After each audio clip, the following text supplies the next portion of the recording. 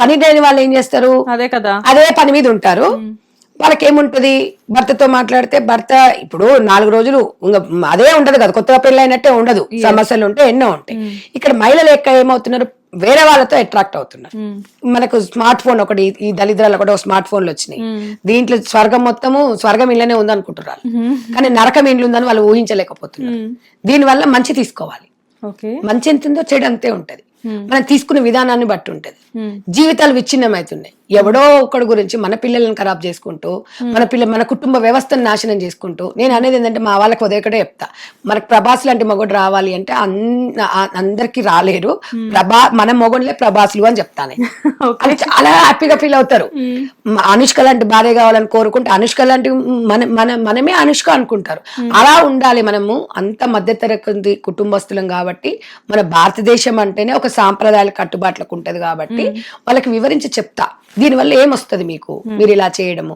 ఎంతసేపటికి షికార్లు చేయాలి, ఎంజాయ్ చేయాలంటే మరి కుటుంబ వ్యవస్థ ఎక్కడ పోవాలి అనేది నేను అడుగుతాను సమాజంలో. ఇప్పుడు వీళ్ళు ఏమవుతున్నారంటే ఆ ఖాళీ టైంని ఎవరో ఒకరికి అట్రాక్ట్ అవుతున్నారు. హాయిగా ఎవరు ఫ్రెండ్ రిక్వెస్ట్ అంట యాప్స్ వస్తున్నాయి, దరిద్రమైన యాప్లు. మీరు ఖాళీగా ఉన్నారా నైట్ పూట, మీరు ఫ్రెండ్ యాప్ డౌన్లోడ్ చేసుకోండి, మీరు ఖాళీగా ఉన్నారా చాటింగ్ చేయండి, మీరు ఎందుకు చింతిస్తున్నారు, ఈ దరిద్రమైనదంతే ఉందిగా ఇందులో. ఇన్స్టాగ్రామ్ లో అడ్డమైన పరిచయం అవుతుంటాడు, అందులో బిజినెస్ చేసుకునే ఉమెన్స్ కూడా ఉన్నారు చాలా మంది. అది మంచి తీసుకోవాలి. ఎంతో మందికి ప్రపంచానికి పరిచయం అవుతున్నారు ఆన్లైన్ క్లాసెస్ దీనివల్ల.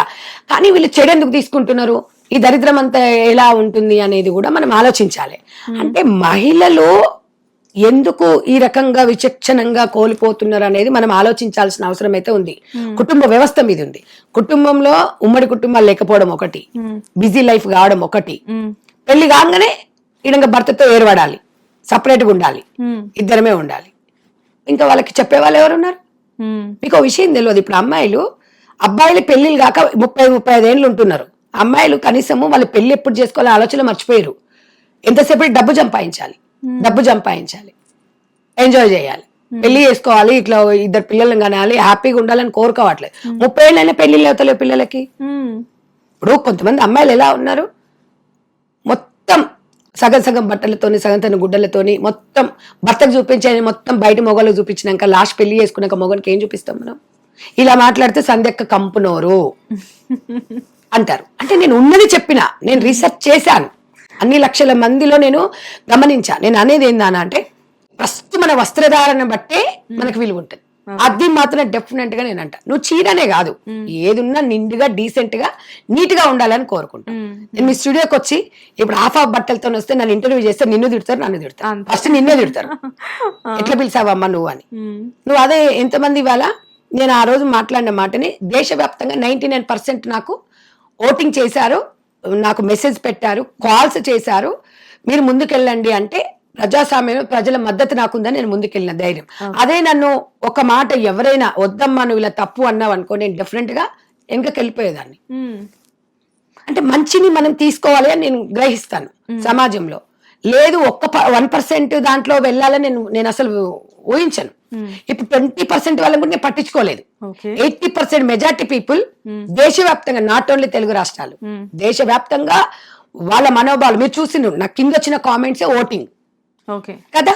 మరి అదే ఇవాళ ఈ చిన్మయికి గాని అనసూయకి గాని వాళ్ళు ఉండొచ్చు హ్యాపీగా, వాళ్ళంతా సినీ ఇండస్ట్రీ వాళ్ళంతా ఫ్యాషన్ గా మనం ఉండాలంటే మనం ఉండలేము మేడం. వాళ్ళ బ్రెడ్ అండ్ బటర్ అదే కాబట్టి వాళ్ళ ఇప్పుడు నేనేమంటున్నా వాళ్ళ అదే కాబట్టి ఉండొచ్చు, కానీ దానికంటూ ఆ సినిమాని జీవితంలోకి తీసుకురావద్దు అని చెప్తున్నా. మీ ప్రైవేట్ లైఫ్ ని మనం పబ్లిక్ లోకి తీసుకొచ్చినప్పుడు పబ్లిక్ 100 రకాలుగా అన్నప్పుడు స్వీకరించాలి. మనం స్వీకరించకపోతే మీకు రోషం వస్తుంది, మీకు బాధేస్తుంది అన్నప్పుడు పెట్టకూడదు. పెట్టడం ఎంత తప్పో, మీరు పోస్టింగ్ చేయడం ఎంత తప్పో, మేము మాట్లాడే కూడా అంతే తప్పు అవుతుంది. ప్రజాస్వామ్యంలో చర్చించుకోవాలి. ఒక సినిమా రిలీజ్ అవుతుందమ్మా, ఒక సినిమా రిలీజ్ అయినప్పుడు హీరోయిన్ 100 మంది 100 రకాలుగా అనుకుంటారు. పోస్టర్స్ అన్ని వాల్ పేపర్లు పెడతారు, కొంతమంది పెండ పోస్తారు, దాని మీద ఊస్తారు, కొంతమంది అన్ని చేస్తా ఉంటారు. దానికి ఎవరు బాధ్యులు ఎవరు లేరు కదా, దానికి ఎవరు ఏం చేస్తారు కదా. నువ్వు హీరోయిన్ గా ఛాన్స్, నువ్వు అన్ని నీకు ఫ్రీడమ్ నీకు ఇచ్చిరు. కొంతమంది చర్చించుకుంటారు ఈ సినిమాల గురించి, బాగాలేదు అది అని. కొంతమంది పోస్టర్ జింపేసిపోతాడు, అందరి మీద కేసులు పెడతావా మనం? లేదు. అది కేసులు పెట్టడం, ప్రజాస్వామ్యం ప్రజల గొంతు నొక్కడం. ప్రజాస్వామ్యం చర్చలకు రావాలి, చర్చలకు వచ్చి వాట్ మాట్లాడాలి. మెజారిటీ పీపుల్ ఇవాళ ఒక ఎలక్షన్ పెట్టినప్పుడు 70%, 80% ఓటింగ్ అయినప్పుడు 60%, 55%, 80% అయితే 50% ఓటింగ్ వచ్చిన వాళ్ళకే గవర్నమెంట్ ఫామ్ చేస్తుంది. అవునా కదా? మరి ప్రజా తీర్పులో ప్రజలేదే కదా అంతిమ తీర్పు. మరి ప్రజలు మనము వద్దు అమ్మా అని ఇంతమంది 100 మంది మహిళలు వచ్చి మాట్లాడారు బయట. వద్దన్నప్పుడు మీరు ఎందుకు మార్చుకోవట్లేదు? మార్చుకోకండి, మేము మార్చుకోమని కూడా చెప్పం, కానీ ప్రైవేట్ గా ఉండండి అనేది నా వాదన. నేను ఎవరి వస్త్రధారణ గురించి నేను మాట్లాడాను. మనం ఎవరమండి మాట్లాడడానికి? మాట్లాడేశారు కదా మేడం మొన్నటి వరకు.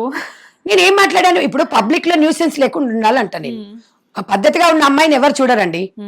మనం పద్ధతి తప్పి రోడ్డు మీద పోతే వాళ్ళకి అవకాశాలు ఉంటాయి కదా మేడం. ఇప్పుడు మీరన్నదే కరెక్ట్. ఇప్పుడు ఈ పాయింటే తీసుకుంటే, ఇప్పుడు ఒక హీరోయిన్ ఎక్స్పోజింగ్ చేయకుండా, ఒక హీరోయిన్ తన అందాలు చూపించకుండా మొత్తం చీర కట్టుకొని డాన్స్ చేసి ఎవరైనా చూస్తారు మేడం థియేటర్కి? అది నిజమే కదా? అంటే నేను వేరేలా అంటున్నానని కాదు. ఇప్పుడు మీరు ఒక సోషల్ యాక్టివిస్ట్, మీ ముందు నేను ఒక యాంకర్ని కూర్చొని చెప్తున్నా అని కాదు. యాజ్ ఏ అంటే నార్మల్గా నేను మీకు చెప్తున్నాను ఏంటంటే, ఒక హీరోయిన్ గ్లామర్ ఉంటేనే కదా అమ్మాయిని చూసేది బయట. నేను ఇక్కడ మీకు గ్లామర్ గురించి కానీ, చీర గురించి కానీ, డ్రెస్ గురించి కానీ, అలాంటి గ్లామర్ ఉంటే సినిమా ఫీల్డ్ ఓకే. ఇప్పుడు పాత సినిమాలల్లో ఇప్పుడు జయలలిత గారు ఎవరు హీరోయిన్స్ ఐటమ్స్ జయమాలిని వాళ్ళు కంపల్సరీ ఒక సినిమాలో ఒక సాంగ్ ఉండేది కదా. వాళ్ళు అక్కడ ఆ సాంగ్ చేసేటప్పటి వరకు ఎంత నిండుగా ఉండేవాళ్ళంట తెలుసా? మొన్న వక్తలు మాట్లాడుతుంటే విన్నాం. ఆ సాంగ్ వరకు, ఆ డాన్స్ వరకు, తర్వాత నిండుగా కప్పుకొని వచ్చేవాళ్ళంట. మళ్ళా అక్కడ సెట్ లో కూడా వాళ్ళకంత రెస్పెక్ట్ ఉండేదంట. సూపర్ కదా? అది సినిమా. ఆ సినిమాని జీవితంలోకి తీసుకొస్తే ఎట్లుంటుంది చెప్పండి అనేది నేను చెప్తున్న తేడా. గ్లామర్ అనేది 100% ఎవరికైనా మంచిదే, నేను కాదనట్లేదు. కాకపోతే మన సినిమా జీవితం ఉంటే ఎట్లుంటదమ్మా? సినిమా జీవితం సీరియల్ లాగా ఒక్క మొగుడికి 3 భార్యలు అట్లా సీరియల్ లాగా సినిమాల లాగా నిజ జీవితంలో ఉంటే ఇంకా వాయువర్సలు ఉండవు, ఇంకా వ్యవస్థ ఉండదు, సమాజం ఉండదు, ఇది ఉండదు. జీవితం మనిషి జీవితం మనగడ ఉండదు. మన సంస్కృతి సాంప్రదాయాలు అనేది మనం ఎప్పుడు ఉండాలి అప్పుడు. మనం కూడా వేసుకుంటాం కదా మా డ్రెస్సులు. మనం కూడా ఇప్పుడు ఇక్కడ ఉండం కదా, ఇంటికి నైట్ వేసుకుంటావు, నైట్ సూట్ వేసుకుంటావు, షార్ట్స్ వేసుకుంటావు, మన వరకు అది. ఎవరైనా ఇంటికి వస్తే తొందరగా మనం చున్నీ వేసుకుంటామా లేదా చెప్పు? వేసుకుంటాం. ఇప్పుడు నువ్వు ఆడపిల్లవే, నేను ఆడపిల్లని. అది ఎక్కడి వరకు మనం అన్ని. ఇప్పుడు నేను ఒకటి చెప్తా, ఆకర్షణ అంటే ఎవరిని ఆకర్షించాలి? ఎవరిని ఆకర్షించాలి? మన ఇంట్లో భర్తను ఆకర్షించాలి. ఇప్పుడు ఆకర్షణ అంటున్నారు వీళ్ళు. బయట మొగోళ్ళు ఆకర్షిస్తున్నావా లేదా నువ్వు? ఎవరి గురించి మాట్లాడుతున్నారు? సెలబ్రిటీస్ గురించి. కొంతమంది ఆ డ్రెస్ వస్త్రధారణ గురించి మాట్లాడిన వాళ్ళు అందంగా ఉండాలి, ఆకర్షించాలి. ఎవరు ఆకర్షించాలి చెప్పండి? ఊర్లో మగవాళ్ళు ఆకర్షించాలా, మన మొగడు ఆకర్షించాలా? డెఫినెట్ గా మేడం, వాళ్ళున్న ఫీల్డ్ కి ఇంట్లో భర్త ఆకర్షిస్తే సరిపోదు, బయట వాళ్ళు కూడా ఆకర్షించాలి. బయట వాళ్ళు ఆకర్షించినప్పుడు బయట వాళ్ళు ఎన్ని మాట్లాడినా కూడా మూసుకొని ఉండాలి, కేసులు పెట్టొద్దు. అవునా? మీకు ఒక లైఫ్ ఇచ్చారు వాళ్ళు. ఇప్పుడు మీరు ఇలాగుంటేనే బాగుంటది అంటారు కదా. ఆకర్షిస్తున్నారు అంటే సినిమా వరకు ఆకర్షించాలి, కానీ సినిమా అయిపోయిన తర్వాత మగవాళ్ళని ఆకర్షించడం అనేది ఇట్లా ఇన్స్టాలో పెట్టేసి చిన్న చిన్న పిల్లల్ని ఖరాబ్ చేయడము, పిల్లలు అదే ఫోటోలను ఊహించుకుంటూ, అదే వీడియోలను ఊహించుకుంటూ ఖరాబ్ అవుతారమ్మా. మన సమాజానికి ఒక మంచి మెసేజ్ని ఇవ్వాలి. ఇవ్వకుండా మరి ఊర్లో మొగలను ఆకర్షించుకుంటూ మొగని మా మొగనికి ఊర్లో మొగలకు తేడా అయింది చెప్పండి? మీరే చెప్పండి. సినిమా వేరమ్మా, సినిమా గురించి నేను మాట్లాడట్లేదు ఇక్కడ. మీరు పెట్టిన పోస్టింగ్లు, మీరు వేసుకునే డ్రెస్సింగ్ గురించి, ఇప్పుడు నాట్ ఓన్లీ అనసూయ, అలాంటి వాళ్ళు చాలా మంది ఉన్నారు. మీరు పెట్టుకోండి, భద్రంగా దాచిపెట్టుకోండి. మీరు ఛానల్స్ మీద కేసులు పెట్టారు, మీరు ప్రైవేట్ లో పెట్టుకుంటే ఛానల్స్ ఎందుకు తీసుకొస్తారు? మీ దాంట్లో 100 ఫోటోలు ఉన్నాయమ్మా, నీ పర్మిషన్ లేని బయటకు ఎట్లా వస్తాయి? ఒకవేళ వచ్చినాయి అనుకో, నువ్వు కేసు పెట్టవా?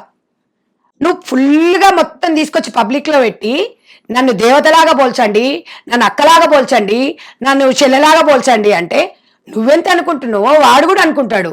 లవర్ అనుకుంటాడు, పెళ్ళం అనుకుంటాడు, గర్ల్ ఫ్రెండ్ అనుకుంటాడు, ఇంకేదో అనుకుంటాడు. నేను అనేది అది చెప్తున్నా. మహిళ అంటే ఒక మహిళలాగా ఉంటే బాగుంటది ఆడపిల్ల. మనం ఇంట్లో ఎన్ని వేషాలు వేసినా ఎవరు పట్టించుకోరమ్మా. చూస్తే మన పిల్లలు ఉంటారు, చూస్తే మన మొగడు ఉంటాడు. మనం కొంచెం పిల్లలు పెద్దగా అయినా కూడా మన పిల్లల ముందర సగం బట్టలతో ఉంటే మనకే ఈకారం అనిపిస్తుంది. అనిపిస్తుందా? అనిపిదా? కొంచెం కొంగు పక్కకు పోయినా అది పోయినా భర్త పక్కన కూర్చొని మాట్లాడుకుంటూ ఇష్టపడడం తెలుసా, ఎందుకంటే పిల్లలు కదా అనిపిస్తుంది మనకి, బాగుంటదేమో పిల్లలు నేర్చుకుంటారేమో అనేది ఉంటది. అవునా కదా? మరి మనం అంత జాగ్రత్తగా ఉన్నప్పుడు మన కడుపులో ఉంటే పిల్లలే ఈ డ్రెస్ బాగాలేదమ్మా వద్దమ్మా అన్నప్పుడు మై చాయిస్ అని మన పిల్లలకి మనం చెప్పినప్పుడు వాడి చాయిస్ కూడా వాడు చెప్తాడు రేపు. అది నువ్వు అగ్రి కావాలి అప్పుడు. అవునా కదా? మన తీరు మన పిల్లలు ఉంటారు. పిల్లలకు తగ్గట్టుగా ఇవాళ భర్త చనిపోతే భర్త వదిలిపెడితే పిల్లల్ని కడుపులో పెట్టి చూసుకునే తల్లులు ఉన్నారు. మరి అలాంటి వాళ్ళకి మనం ఏ మెసేజ్ ఇద్దాం? నేను అనేది ఏంటంటే నా రైట్ అను, మా రైట్ అనొద్దు. మా అని ఎవరన్నారు నీకు? మా అన్నోళ్ళు ఎవరు రావాలి బయటికి. పాయింట్ నేను కూడా అగ్రీ చేస్తా. మా అనడానికి నా అనడానికి చాలా తేడా ఉంటది. ఇప్పుడు సంధ్యారెడ్డి గారు వచ్చి ఇలా అరుస్తున్నారు, గట్టిగా మాట్లాడుతున్నారు అంటే అది సంధ్యారెడ్డి గారు రైట్, అందరు లేడీస్ రైట్ కాదు. నేను అన్నది ఇంకొక విషయము. మా అన్నప్పుడు ఒక లేడీ చెప్తుంది, పుస్తలు తాడి నేను వేసుకోనండి, నాకు ఇష్టం ఉండదండి. నీకు ఇష్టం లేకపోతే బయట వాళ్ళకి వచ్చి ఎందుకు చెప్తున్నావు? నీకు ఇష్టం లేదు అన్నప్పుడు నీ మొగడు వచ్చి అడుగుతాడు. చిన్మయి మొన్న ఇచ్చింది కదా, వాళ్ళ భర్త కూడా అంటున్నాడు నేను కూడా ఇబ్బంది పెట్టను అని. మీ ఇద్దరు గురించి సమాజానికి దీనివల్ల ఏ మెసేజ్ ఇస్తున్నారు మీరు? ఏం మెసేజ్ ఇస్తున్నారు? తాలిపట్టు నీకు ఇష్టం లేదు, నీ పిల్లలకి ఇష్టం లేదు, ఓకే, బయట వచ్చి ఎందుకు చెప్తున్నారు? పొద్దున్న లేస్తే తాళిని కళ్ళకు అద్దుకునేటోళ్ళు, తులసి పూజ చేసేటోళ్ళు, వ్రతాలు చేసేటోళ్ళు, నోములు చేసేటోళ్ళు మనోభావాలు దెబ్బతీసినట్టే కాదా? దాని గురించి నేను అడిగాను, దాని గురించి నేను మాట్లాడాను. నేను వాళ్ళని అనలేదు, ఎవరు చెప్పలేదు. ఎవరు వచ్చి అడిగినా ఇదే చెప్తాను. ఇది అడగడానికి పెద్ద పెద్ద వాళ్ళు ఎన్నుకుండాలా? మన సాంప్రదాయాల గురించి.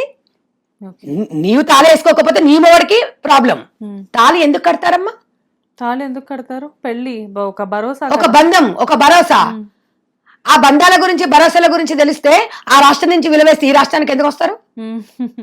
నేను అనేది ఏంటంటే మీకు ఓకే తాళిలు కట్టేది పర్సులలో పెట్టుకొని, కబోర్డ్లలో పెట్టుకొని, బీరువాలలో పెట్టుకొని కాదు. ఒక బంధం అనేది నాతి చెరామి ఎన్ని వేదాల మధ్యన తాళి కడుతుంటారు.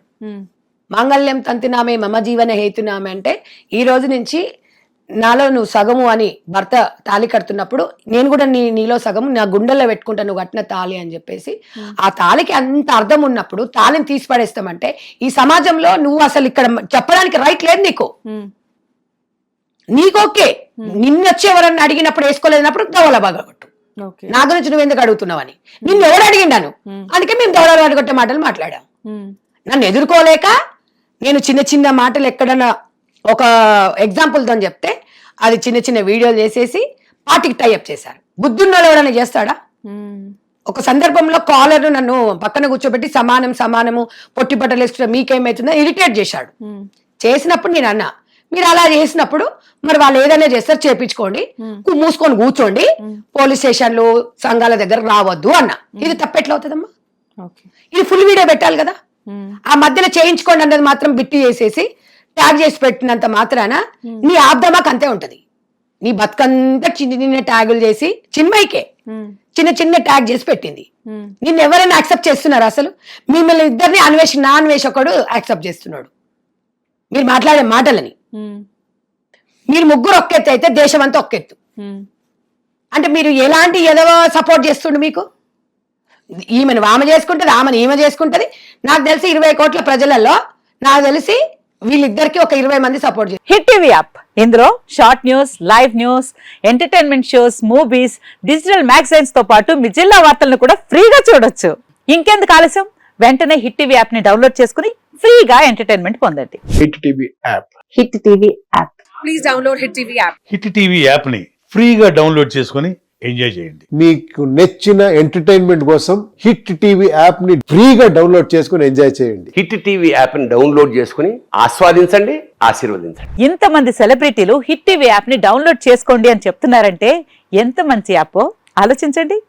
అమెరికా అమెరికా అమెరికా అమెరికాలో చదవాలనుకునే వాళ్ళకి విశ్వసనీయమైన పేరు మన శౌర్య కన్సల్టెన్సీ. UK లో 1 year masters, UK లో 1 year masters, 2 years work permit up to 5 years visa. Contact Saurya Consultancy. Contact 89851 89851.